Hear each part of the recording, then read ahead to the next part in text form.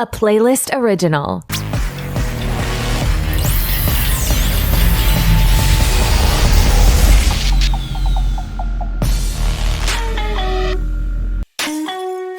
What's up, superhero fans? Welcome back to SUPES Disputes, the show where I sit down with producer, talent manager, industry insider, and mega fan Brad Lambert, and we come together to debate the most divisive superhero topics and talk about the hottest superhero news.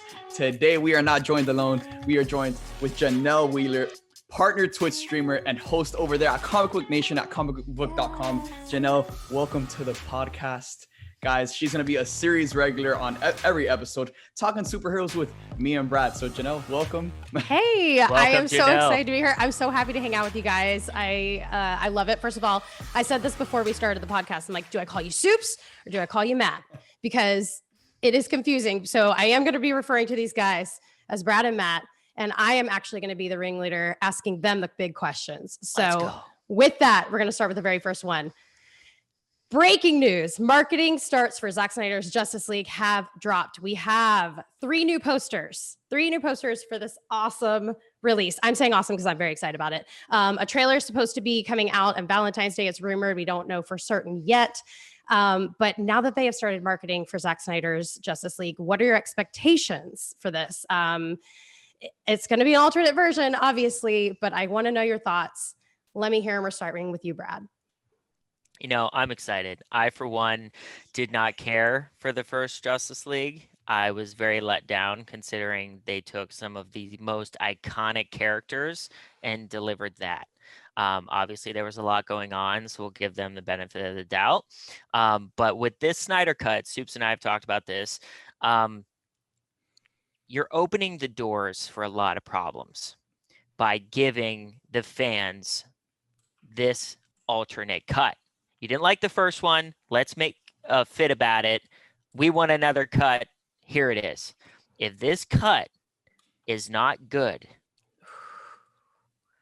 you have really dug yourself a very deep hole. Yeah. And it sets a bad precedent for any of the other films that they do. Aquaman 2, Shazam, whatever. They don't like it. We want a so-and-so cut. We want the Ayer cut. Like it just starts this trend where I'm all for like director's cut on Blu-ray and things like that. But like, this is not what we're talking about. We're talking like, we want a different version of the movie because the first one sucked. That's what we're talking about. And I'm very excited because I love these characters, but like, I hope it's good for their sake, because if it's not, all the money they put into this, all the previous issues that the first one had, it's just going to pile on tenfold. So I'm excited. I can't wait. 4 hours of hopefully epic goodness. But yeah, we're almost there. It's now February, guys. Like, we're here. We got a 1 month ish left. Let's have some fun. All right. Okay, now I've heard that a certain Matt gets pretty heated when it comes to Justice League, so I am very interested to hear your thoughts on this. Please, he's wringing his hands. He's ready to go, ladies and gentlemen. I'm ready. So, first of all, you guys, if you guys are tuning in right now, you guys know how passionate I am about Henry Cavill's Superman. So, I, more than anyone else, more than anyone on the planet, am extremely excited to see the Snyder Cut. Because, first of all, Henry Cavill's Superman in a black suit, more of Henry Cavill's Superman in general, sign me up. More of Ben Affleck's Batman, sign me up. More of Gal Gadot as Wonder Woman, sign me up. These are literally the greatest characters of all time. And we're going to see the movie that should have been made in the first place. We're going to see the movie that we should have seen in the first place. And Brad, you know what? I'm with you, bro. Warner Brothers, even though this is a great move by Warner Brothers, and that this entire project is all about fan service. And I'm glad that Warner Brothers is finally kind of branding themselves to listen to the fans, give the fans what they want. That's what this project is all about. And I hope they continue that trend moving forward and giving the fans what we want. Man of Steel 2, please, Warner Brothers, if you're listening, Man of Steel 2. We're just going to have that playing in the background under this entire episode quietly, and it's going to ASMR everyone. Yeah. It's great. But as I continue on my point, they're in a tough spot right now because, again, if this cut flops, one, I feel like the fandom in general is just gonna feel extremely betrayed because, just when Zack Snyder was talking about this cut on social media, not even putting out any promo images, just him talking about the cut, he put this picture in the entire fandom's head of just the perfect Justice League movie. A movie with Darkseid, a movie with Martian Manhunter, a movie where Superman comes back. So right now, going into this cut, every fan has just the perfect Justice League movie imprinted in their head. And if this cut isn't that, then I feel that a lot of fans are going to be let down and it isn't going to be what everyone expects it to be. Now, on the other hand, another reason why this is a bad thing is because if it is everything we expect it to be and it's the greatest Justice League movie we could have ever imagined, we're not going to see the future of this storyline. Right. That's my biggest qualm. We're not going to see this continue. Like, yes. And it's so bittersweet because would we love to see this cut be the Justice League movie we should have gotten in the first place? Yes. That's what I hope we see. Yeah. But at the same time, it's like, damn, we're not going to see Justice League. Didn't they originally want it in 2 separate movies too? Like they weren't trying to put all that information into one movie. So we were going to have that extra taste and we're not getting that. So we have to get it in way of 1 4-hour movie, which I mean, if I can give my opinion, my motto, and everyone kind of knows me for this, is more content. I just scream more content, especially during 2020 because we were lacking so much. Yes. And I'm not going to lie. I'm sorry. I apologize in advance. I was very pumped about this. But since the release of so much Marvel content coming out now, finally, this has completely fallen by the wayside for me. I was the biggest fan and I was so excited for this to come out. And now I'm just kind of like, oh yeah, that's cool. Like I'm gonna check it out. But I'm not like losing it. I'm not losing it the way I am for Loki to come out. I'm not like absolutely losing it for the next episode of WandaVision. And I actually would have preferred the 4 parts. I agree. I think this is a bad decision to go all at one time because you can, build hype and excitement. 100%. And so I am a little bummed out about that. But what I am excited about personally is because I am more Marvel heavy with my comic book reading, I don't know the history as much behind the Justice League. I did feel very confused and disjointed by the role of Cyborg. I didn't even know what he was in this movie. I was so confused. And also Flash's backstory. So I heard that we're going to get both of their stories at length. And that is what I'm most looking forward to, honestly, is understanding these characters and their role within this universe, because I didn't really understand it to begin with. Yeah. And Snyder has always said it from the past that Cyborg was the heart of this movie.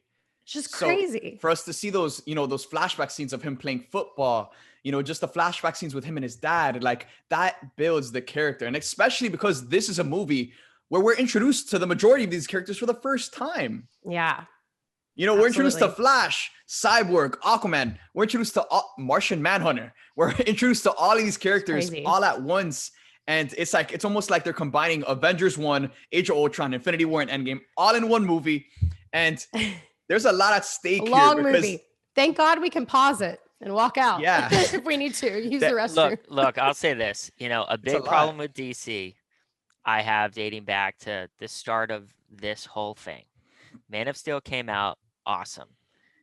Then they kind of were a little bit too concerned about what was happening across the street. They truly were. And what's funny is Disney and Marvel gave them the playbook for how to do this. Marvel spent 10 plus years establishing each individual character and then jumping into small crossovers and then bigger crossovers and then Avengers and then Civil War and then Infinity War and Endgame. They built to that. But you were so invested in each individual character, from the top characters to the minor characters like Darcy, like you're so invested. But they went from Man of Steel straight to Civil War, straight to Endgame. And you're just like, it doesn't work like that. And that's the problem with this, where I agree, it should have stayed in the 4 parts because you generate that hype, you can have cliffhangers, it builds. You can and you can build that momentum. But my problem, like you said, Supes, was if this hits as they're promising, that's like us getting that shot in Avengers where Thanos shows his face and then never seeing Thanos again. Yeah. It's like we'll never get the epic ending to this Is storyline. it for sure? Like, is it completely never even possible to Well, here- bring him back and well, give here- him that platform? Here's the one good thing they have going for him, which is a big risk, is the Flash movie. So if this hits, they could use the Flash movie to fix a lot of this and basically say, oh, Barry screwed up the timeline. It's an alternate reality, and we have a new Batman, and we have a new Superman, and whatever route they decide to go. But that is, I think, what they're leaning on, where they're kind of like, if this does well, we could still save this universe. But it's like, it's sad that we even got to this point, guys. Like, it's ridiculous. Yeah, I agree. So let's move it on. I think we all know we're going to watch it. We're going to weigh in on it on 100%. The pod. We want to engage with everyone, at us on all of the platforms, and we're excited. We'll be watching along with you. Let's move it on to the next topic. Ryan Reynolds has confirmed that Deadpool 3 was originally going to be a buddy cop movie. Did not know that. With both Hugh Jackman's Wolverine and Ryan Reynolds as Deadpool. That is wild. Before the Disney-Fox merger, what are your thoughts? Who wants to go first? Who is like most opinionated about this? Matt is holding his face. Brad, I'll let you take this one. Okay, Brad, go for it. I need a couple breaths, bro. You take it. I was really devastated to hear this because I think that is a movie any of us would love to see. First off, Ryan Reynolds and Hugh Jackman together just as normal people, amazing. So to have their characters, which we got a tease in the kind of end credit sequence at the end of Deadpool 2, where we got to see them interact as those characters, but like to have a full-fledged film with them as a buddy cop kind of adventure. Like Thor Ragnarok was so good because we had that element of Thor and Hulk and Valkyrie and Loki and that buddy cop kind of thing jumping around the universe. So to have that with Deadpool and Wolverine would just be iconic. Here's what I'll say though. Now that it's under the MCU and Disney, they have to figure something out. I mean, if anything, Hugh Jackman would be even more willing to come back to be part of the MCU, even if it's for a split second. What if they brought Wolverine back and not Hugh Jackman's Wolverine? How would you guys feel about that? Well, honestly, my thought on this is I think we may see him. God, no proof, just my theory. In like a Doctor Strange and Multiverse Madness, you see him for a split second in the MCU. I would love that. They interact, but they are going to have to recast Wolverine and have their version of these characters because as much as I would love to see him return, it's just not going to happen. I mean, it's just for longevity purposes, right? They want this to last for 10 plus years. Hugh's kind of aged out to an extent, as much as I love him and I would give anything to see him return, but I still think there's a possibility with the multiverse in shambles that maybe he does appear in Deadpool 3 in some capacity, knowing that the multiverse is a mess. But yeah, it's disappointing to hear that, but knowing Disney and how they are the masters of fan service and they deliver, I wouldn't be surprised if there's some way they try to find those elements now that we know that Hugh Jackman was going to be in the third Deadpool. Dude, Matt. when I heard this news, like I was just torn to shreds. I'm being honest, because I am so excited to finally see Deadpool in the MCU interacting with all of these different characters that we know and love. Yes. But hearing that if they would have stayed to the original course, we would have seen that movie with Deadpool and Wolverine, and not just like a movie where like Wolverine shows up at the end and we see them interact. A movie that follows both of them going throughout this entire journey. And Brad, I think I'm with you, bro. A ton of people are looking at this news and just immediately taking it off the table as if this can't happen in Deadpool 3. Now it makes even more sense with something like in Multiverse of Madness down the line. Right. And again, if I would have told both of you right now, if the rumors are true, if I would have told both of you guys right now that Tobey Maguire and Andrew Garfield were going to come back and reprise their roles as Spider-Man, I would have said, nope. How? That's what I would have asked. How? Exactly. But it's because I'm a boy. Doctor Strange. Let's go. Exactly. Anything is possible with the multiverse. So they could easily bring back Hugh and have, him transition into the MCU with Deadpool, because Deadpool and him are still in the same universe technically. And because Ryan Reynolds is his version of Deadpool is coming over into the MCU, it would only make sense for it to be involved at some capacity with Multiverse of Madness. And then again, down the line, we're obviously going to have to see Wolverine recast at some capacity, which I'm all for it because at the end of the day, we have to move on. And okay, but who do you put in that role? Taron Egerton. Hey, Taron Egerton. Brad, do you have someone? I agree. Bro, No, this I man agree. got snubbed for Best Actor for Rocket Man. If you haven't seen Rocket Man, go watch So Rocket good. Man. But he was fantastic in the Kingsman films. So like So that's good. That's Oh, where I gosh. was like, this guy's got Yeah, it. like the Me action. too. He is box office.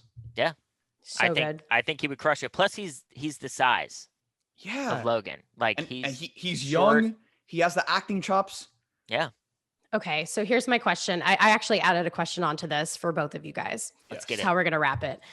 Obviously, we're gonna have a Deadpool movie. If they were going to do this in some other way with some other character besides Wolverine, who would you want to put in that place? All right, Matt, go ahead. This is a Hail Mary pick. But Brad, you know how much I want this character back. I want R-rated Deadpool 3 with Deadpool and John Bernthal's Punisher. Yes. Give me it. Oh my gosh, standing me it. ovation. Yes. Give me it. I'm Yes. about that. Look, think about it for a sec. I'm a walking dead Hugh person, Jackman's so- Wolverine and John Bernthal's Punisher, they're both similar in just like their character stereotype and their personality. 100%. You know, Bernthal's is very just like a very grizzled, Mhm. dark character. And with Deadpool around throwing in all these different jokes, it would just make for the greatest interaction. Like that is comedy at its finest. It's almost like, you know, the relationship between Falcon and the Winter Soldier just on Agreed. steroids. Agreed. Yeah. So I would love to see them that happen, just to see John Bernthal's Punisher come back. You guys know how much I want to see that happen and how possible That's it great. is now moving forward. So that is my pick, Brad. How about you? Well, you know I love John Bernthal's Punisher. I think John's incredible, and his performance as Frank Castle was just amazing. So I would be all for that. But we've seen it in the comics, but I think it would be hilarious to have R-rated Deadpool 3 with Deadpool and Tom Holland's Spider-Man. I think- Deadpool. I think that would be hilarious because Tom is so quiet and reserved, his Peter Parker. So to have the raunchy, over the top Deadpool, that dynamic would just be hysterical, and he would just be poking and teasing Peter Parker the whole time. And I just think it would be a nice extremes from one end to the other. I love that. That's perfect. Well done. You guys didn't know that question was coming to you, and I threw it at you unexpectedly. great Good question. job. All right. Topic number 3. Michael B. Jordan stated that he is open to returning for Black Panther 2. Do you think it's a good idea to bring his character back? We'll start with you, Brad. I love Michael B. Jordan. I think he's fantastic. too. Seeing Killmonger come back would be quite interesting. I think it would be an awesome move for the sake of Chadwick. Mhm. Him and Michael B. were obviously very close friends. I think it would be cool to have him return at whatever capacity they can, to kind of, I don't want to say take up the legacy or the mantle, but just to have a piece of Chadwick continue on, especially from someone who cares about him the most. So obviously that wasn't planned when they shot the first one to have Killmonger one and done. Right. So now, you know, who knows? I don't know how they would do it, but once again with the multiverse, maybe everything just bleeds through and, you know, characters just reappear. But yeah, I that element of Chadwick's relationship with Michael, I think would be really cool to just keep that living on.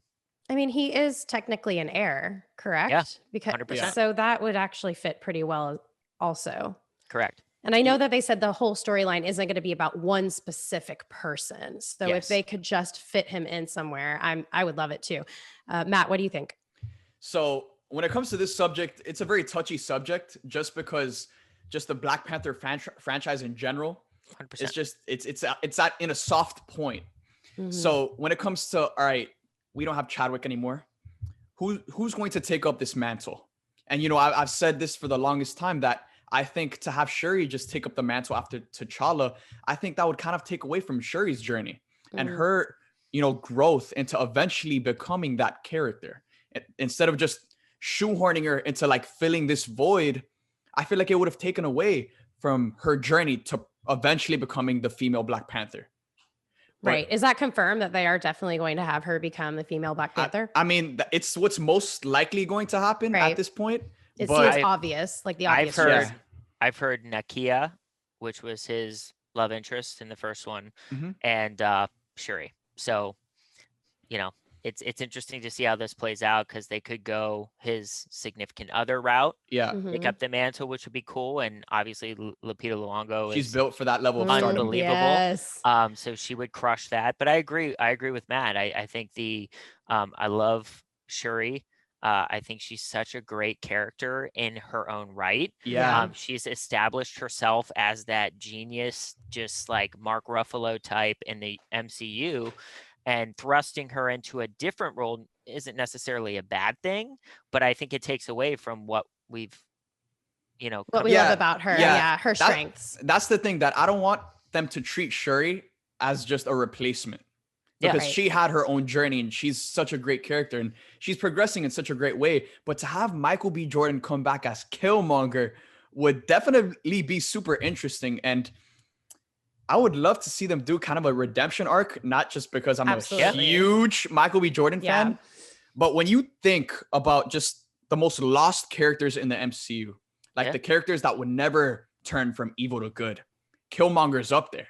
Mhm. So to have that arc play out where you have a character who's just so lost in his own way, for him to change that mentality and open up his mind to a different way of life, a different way of doing things. Yeah.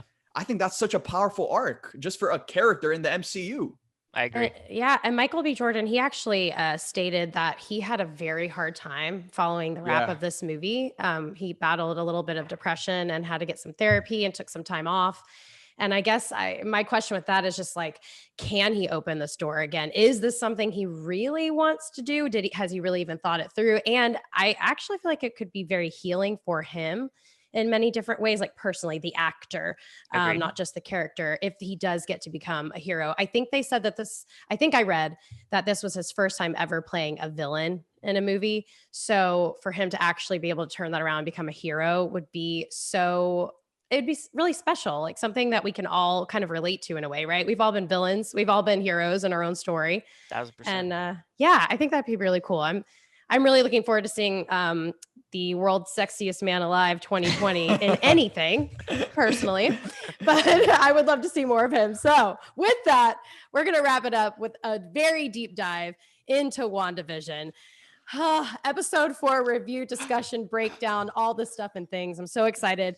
We're just going to start off with initial thoughts. Brad, what sticks out at you? What is like the first thing you think of when you think of this latest episode? That cold opening Wild. with Monica coming back after the snap, that was one of the coolest just cold openings in the MCU.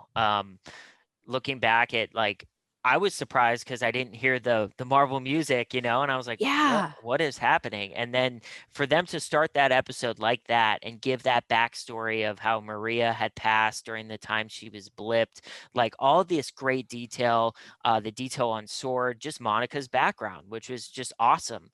And then, to get to the ins and outs of, the beekeeper and the helicopter, which was a drone, and, so on and so forth. It is just, it didn't further the story, but it did give so much information and answered so many questions that we had after watching the first In three. such a short amount of time. Mhm. Yeah. They covered this is something they do so beautifully. At least Disney Plus is starting to show what I've noticed right off the bat, just between Mandalorian and WandaVision. Yes. The fact that they can keep these episodes so short and progress Yeah. a story and or provide information the way that they do, I'm just shocked. And I was almost feeling ripped off. Their episodes are too short, but they're Yeah. hitting every note that they need to. Yep. So I can't complain. Matt, what are you thinking? What stood out for you? So if I'm being honest, when I first watched this episode, I really enjoyed it and I really love it, and I still really love it. But now, since there's been a couple of days that have passed, I look back on this episode and I'm kind of underwhelmed. I felt it was kind of Wow. underwhelming, and that's an unpopular opinion. But first of all, the opening scene, what a clever way to open up that episode after the ending of episode 3. where it ended with Monica getting blasted. So we all thought, all right, this episode's going to open up with Monica, but you see her start to form and you're like, what? And then you're like, oh, okay, this is interesting. And yeah, this episode, again, I agree with you guys. This episode gave us a ton of answers in such a short amount of time. But for me personally, I felt like they could have just combined this episode with the last episode. And then right now we could just start progressing the story. Because after last week's episode, now the twins are finally here. Now is when stuff is really going to start to get crazy. So I felt that they could have just combined this episode with last week's episode. And then now we can really start the story of WandaVision and see how it's going to start to build and really get crazy. But it was great to see this episode just focus on its characters. Monica, Jimmy Woo. How about that card trick, ladies and gentlemen? Character development at its finest.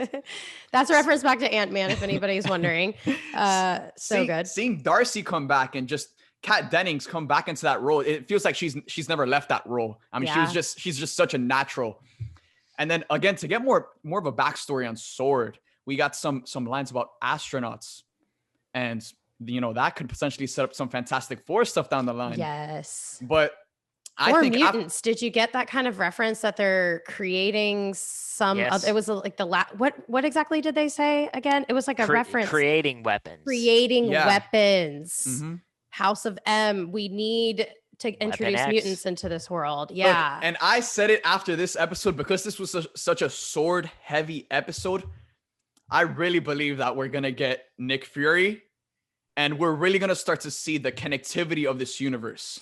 Really, and all the shows that are going to start to tie together, you think? That's the Marvel way. Yeah. I think we're going to see Nick Fury. He's getting his Secret Invasion series, and they referenced the scrolls in that whiteboard when Jimmy Woo was writing down the notes. Yes. The fact that they think that the scrolls could potentially be behind this says something, and I think that alludes to the Secret Invasion series that's coming down the line. But I do think we're going to see Nick Fury. I do think we're going to see Hawkeye. Brad, we'll talk about that Hawkeye theory in a sec. I think we're going to see Doctor Strange. And after this episode, I'm willing to say this right now, I think we're going to see Brie Larson's Captain Marvel. I think they're going to call in the big guns to handle Wanda and get control of this situation. Yeah. I mean, in the opening part of this entire episode, like the very first cold opening that you were talking about, I had to look this up. One of my favorite YouTube channels is New Rockstars, and they actually broke 100%. down every single word that was kind of coming over whatever we were hearing. The voiceover at the beginning. It was Captain Marvel's words there, which was very, very interesting. Lieutenant Treble. Yes. I'm just going to come straight in as a fan. Mm-hmm. And I'm not going to dissect the episode. I screamed. I stood up. I was with my poor fiance who just broke his ankle, and he's laying there and he's trying to veg out.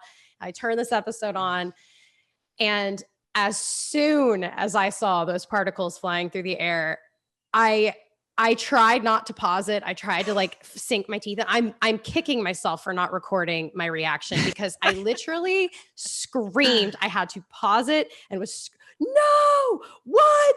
Oh my God. I was freaking out. Any tie-in to our favorite movies, any tie-in to Endgame and all of that. It's just so exciting. I am a huge Walking Dead. The way that I really got introduced into comic books was The Walking Dead. So I was very reminiscent of the initial first episode of The Walking Dead with Rick Grimes running through a hospital that is terrifying. The fear that it gave me, I mean, just had chills. I felt so scared and just confused, just like she did. And they did such a good job in that scene. Honestly, just that opening part for me alone has me hands down. I'm obsessed with this show. And beyond that, just a really big fan. If you are a super geek and you want to do deep dives and you want to find every single Easter egg, there are so many that you can find. Yeah. You could sit there forever. I'm sure there are some that we still haven't even found yet, but I think that's really nice, because I know that a lot of fans of, superhero and Marvel and anything comic book related have a certain taste, right? Yes. And this is what I kept telling people, because I am new to this podcast and you guys don't really know my take from the first 2 episodes or the first 3. I loved them. I was brought up on I Dream of Jeannie, Bewitched, The Partridge Family, Brady Bunch. That's what my parents had me watch when I was a kid. And so I adored it. But so many fans of action. I mean, that's a genre. The genre is Yeah. action. Yeah. And if you're not getting that, of course you're going to be a little disappointed. I kept saying, just wait, just wait, Be just patient. wait. And anyone who would ask me, hey, should I check this out? I would always ask them, are you a big fan of action? If so, hold off. Wait until episode 4 and then sink your teeth into the whole entire thing, watch it almost as a movie. And so if you did do that, you did the right thing. If you're looking for action, if you have not watched it yet, and this is something that you're kind of like, oh, I've heard that it's too bubblegum. Now is the time. Start it. You're going to be rewarded if you push through now. And next episode, I think, is going to be absolutely thrilling. I'm so excited. Now is when WandaVision starts, ladies and gentlemen. We have that outside perspective. We have the twins and all of that stuff going on in that weird alternate reality. And I want to talk a bit about that ending for that episode. Because at the ending of that episode, we obviously got the back end of that scene where Wanda throws Monica out of the reality. But then we saw Wanda look at a dead Vision for a split second. First of all, Janelle, were you like creeped out? We were watching it on the live watch party on YouTube. And everyone was freaked out about it. Oh yeah, I was just I was shocked. It was awful. It's awful. And it makes you wonder, obviously, like if you watch the trailer for the next episode that's coming up, what do we have in store? What is going to happen when Vision tries to get out of this bubble or, universe, world, Jersey town? Like what's going to happen? Is he really dead? I mean, he has to be. I feel like this was them telling us flat out, hey, look, he's actually dead. Is it a corpse that she's reanimating, or is it just a projection? Is she creating this version of him totally? I don't know. I can't wait to find out. There's so many different theories. As a matter of fact, if anybody has any theories, send them to me. I want to hear them. But yeah, that was frightening. That was absolutely frightening. It's The Walking Dead on. Why do I keep throwing The Walking Dead into the mix? But it really was. It was a zombie. It was a Walker version of Vision. It's very sad. Very sad. Brad, what are your thoughts? What do you think is happening with this dead version of Vision that everyone's freaking out about? Well, I want to backtrack just a little bit. The brilliant thing about what Disney and Marvel have just done with all the films is the interconnectivity and how they pieced and strung them all together. What's excited me about what we've seen from The Mandalorian and now with WandaVision is these shows are going to fill gaps of time that we know nothing about. Like Monica coming back after the blip. That was such a pivotal moment for everybody in the universe, right?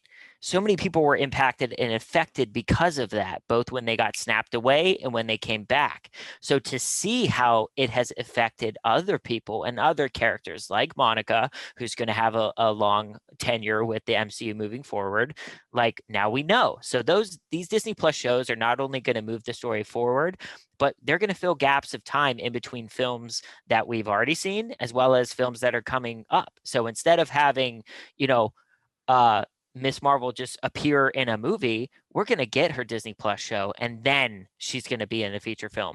And that's what I love about Disney and what Marvel has done with this, because they've changed the game. They've changed the game with the MCU, how they took all these individual IPs, strung them together, and made this universe.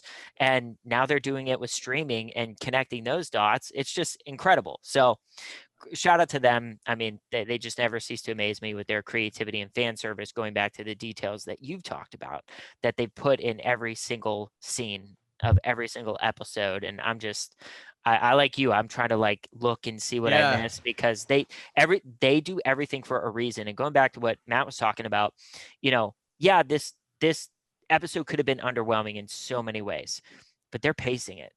That's their job. They're trying to get you, I want more, right?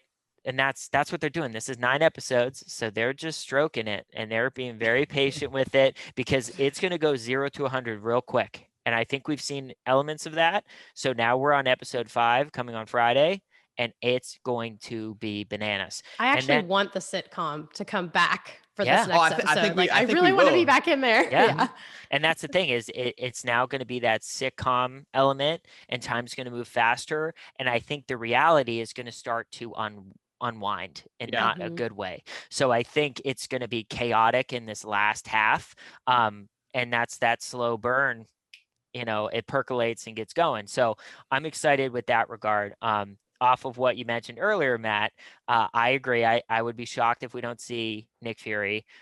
Since this is the first MCU Disney Plus show, I want to see the interconnectivity. This Yeah. is not Netflix. This is not ABC. I Mhm. want to see that it's connected to the MCU. Darcy's great. Jimmy Woo's great. Yay. But I want to see the big guns. Starters. If the most powerful Avenger goes missing and goes rogue, which now they know it's all Wanda. It's all Wanda, as Monica said. You Mhm. have to call the Avengers. You got to call Fury, and you got to call people who can potentially stop her for whatever it is she's doing. Do you So you're- believe that it's all her? To an extent, yes. Yeah. Okay. I think there is a higher power Power. at bay, which I think we all know is Mephisto. I think we're all Yeah. speculating, and Agnes. But that's a different conversation. But I do think Mephisto, if this is true, I think he's letting her do whatever she wants. Yeah. to an extent. Yeah, because remember, someone was censoring that broadcast, Yeah. Mhm. and they don't know who that was. But I also wouldn't be True. surprised if it's Wanda. Because yeah, Wanda has, had Vision rewind. She took the beekeeper away. It's her reality and her dream world, her dream life. And if she doesn't like what you're doing or saying or whatever, you're out Yeah. of there. And she Mhm. proved that by throwing Monica out of the pocket reality. I wish So- we could all just be like that in real life. Right? But what's interesting is having said that, she's rogue, she's doing her own thing, and she's the most powerful Avenger. Strange got to be there. Captain Marvel has to be there. And I think you call Hawkeye because he had the most potent relationship with her other than Right. Vision. He had that mentor leadership role. So he comes in, right, and tries to help. We've seen set images of him with a hearing aid in Hawkeye. Now tell me how bizarre it would be if he shows up in this series and tries to help. She attacks him in some way, shape, or form, blows out his eardrums, and that's why he's deaf moving forward. Dude, My mouth is hanging open. Brad, the minute you said that, bro, I'm just like, this has to happen. Like, you want to set up the Hawkeye show and get fans hyped for Hawkeye, Yeah. as if we aren't already hyped to see Haley Steinfeld's Kate Bishop enter the MCU. Do that, bro.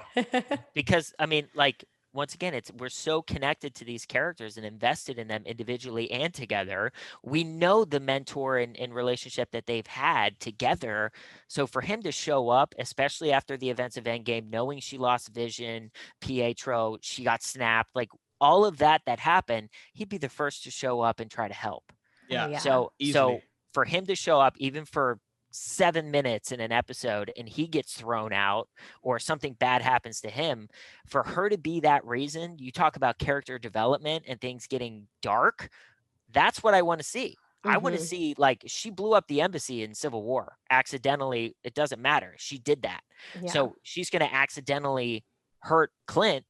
I mean, he's not just going to go deaf for whatever reason. Let's give some meaning to that transition of his character. So he shows up to help, and that's what he gets the short end of the stick, and he gets his ears decimated by whatever happens that Wanda does. So I would love to see that because once again, it connects everything. Yeah. Yeah, And and that's a also- departure too. From if you think about Yeah. I'm sorry, I just finished House of M, so I'm obsessing on it. But the reason why she creates this alternate reality is because of what she has done to several Avengers. It's not just Yes. one. So that would be a nice call to a comic as well. Yeah. So I would love to see that. Strange obviously is going to be there for multiple reasons. Yeah. He's powerful, but he also understands the multiverse.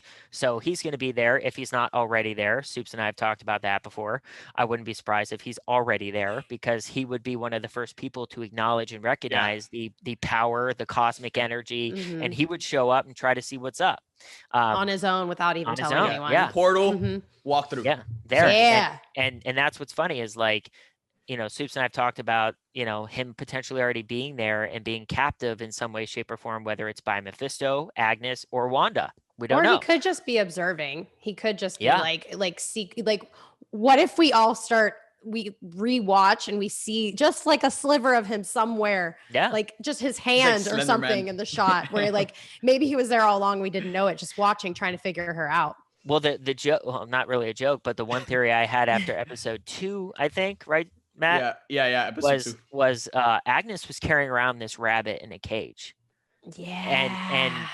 I mean, if you're gonna go toe to toe with Master of the Mystic Arts, and you lose, what's better than saying F you than carrying you around in a cage and turning you into a bunny? Oh Like my gosh. that would, once Yeah. again, he's there the whole time. But if there's a way for him to signal to Wanda that he needs help and he escapes the cage, I think that would be such a clever, way to do it. Gosh, and I'm thinking of Yeah. comic books with Doctor Strange, like where he got separated from his body and he actually had to go into a rat in the sewers and try to Exactly. survive. Like It's this has happened actually been before. written. So Exactly. So, Yeah. and once again, they're so good at these details. So and once again, Monica Rambeau goes missing. You're telling me Carol Danvers wouldn't be there in a millisecond to help? yeah. Like, and so I would love to see these kind of crossovers happen. And it's not like, oh, we're flexing, but I do want to see what makes sense. And this makes sense. Totally. So I can't wait. I think the ending with Vision, he's dead. Like Yeah. Darcy said, he's dead. Dead. So I'm excited. I'm excited to see that because Matt and I've talked about this before, Janelle, where I think she had a mental breakdown. And Elizabeth Olsen's talked about that this show covers her mental health. Yeah. And that's what drew her to this opportunity because they're exploring that. She suffered a ton of loss, a ton of setbacks and just horrible experiences in the span of we've seen her in the MCU even before. So all of that building up to her losing vision, getting snapped, coming back, nearly killing Thanos if she had more time. I also think she was enjoying that picking him apart, by the way. So she could have killed him very quickly if she wanted to, but she didn't want to do that. But then it ends. Tony's gone, and now Vision is dead. We talked about the end credit scene that was cut where she finds Vision's dead body in a morgue type setting. I wouldn't be surprised if she took it and had an episode, like a mental breakdown, which any normal person in that situation would have. And literally imagine her driving through a town and she sees a family, husband and a wife and kids, and it triggers what she wanted and she loses it. So in episode 3, we saw Herb and Agnes talking about we're all blank and she cut him off. And the two options are dead or trapped. Right. So I think the dead thing would be morbid and dark as hell. Yeah. But I would be all for it because Yeah. imagine in that episode that she kills the entire neighborhood, the town. She kills the entire town with this blast of energy, a cosmic radiation, whatever, and she wipes out everything. And in her panic to fix it, she creates her perfect little world. Do you think Disney Plus would be open to such a concept? Like, I I know think- that they're because I it think they is would. okay. We'll find out. I really think they would because, one of the things we got to remember here is that, and this series has done such a great job of, portraying the horror elements so far. Yeah. We know Doctor Strange in the Absolutely. Multiverse of Madness is going to be Marvel's first take at a horror film. And we're seeing those horror elements. But aren't they kind of like introduced more doling and it more. down? I heard that they're not going to like lean into the horror as much as Oh, they yeah. wanted to. I mean, it's not going to be like The Conjuring, but, all I know is that when everyone saw Dead Vision, the majority of people were frightened. Gasp. That Yes. showed me that they're not playing games. Yeah. 'Cause that was when he walked in, I looked at his face. I'm like, Yeah. his face is darker than what we saw in previous episodes. I was like, something's wrong about the contrast. And then when they zoomed in, I was like, oh, okay. That makes sense. So Absolutely. that gave me hope, and we've seen in some trailers clips of where her reality is flickering, and you see like wood beams and everything's kind of burnt and gross, which kind of makes me think that maybe it is Wow, yeah. the dead like wasteland that she's created.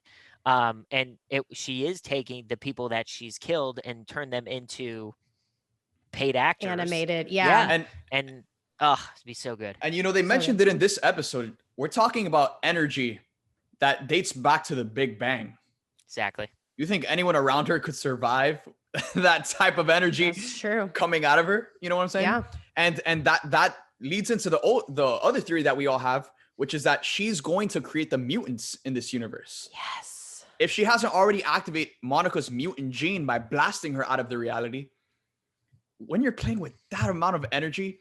And again, another theory we all have is that she's going to like rip a hole in the multiverse by the end of all of this. Well, maybe she has already. if you're talking about the power of the Big Bang, maybe that's what opened up the opportunity for Agnes and Mephisto to creep on in, right? Right. That might have been it. And then, like you said, that energy, we've had Yeah, all the 'cause it's an insane snaps. amount of energy. We've had all the snaps from an 4. infinite. Yeah. Well, Yeah. yeah.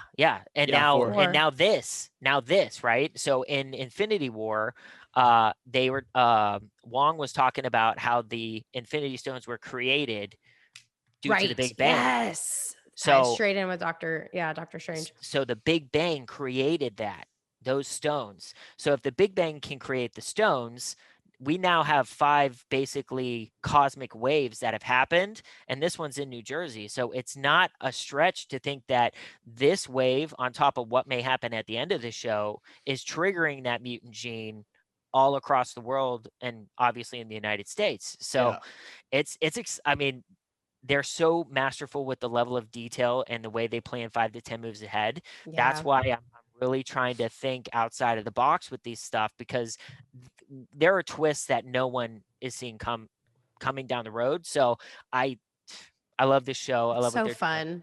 And I, like you, Janelle, I can't wait for Loki. That's probably my number 1 show. Me too. Can't wait. Well, Really? Loki was number 1, and now that WandaVision came out, I'm like, I don't know, man. I love WandaVision, so I don't know.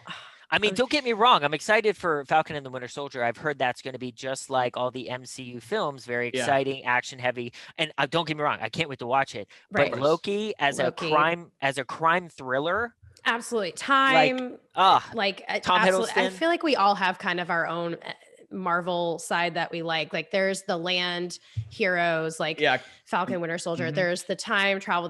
I am cosmic. I like cosmic magic, time travel. Like I have a TARDIS behind me. Like I'm a Doctor Who fan. Like I love space. Guardians is my favorite movie of the entire universe. Like I love that. So that is why I pull for Loki. That's why I'm excited about Wanda.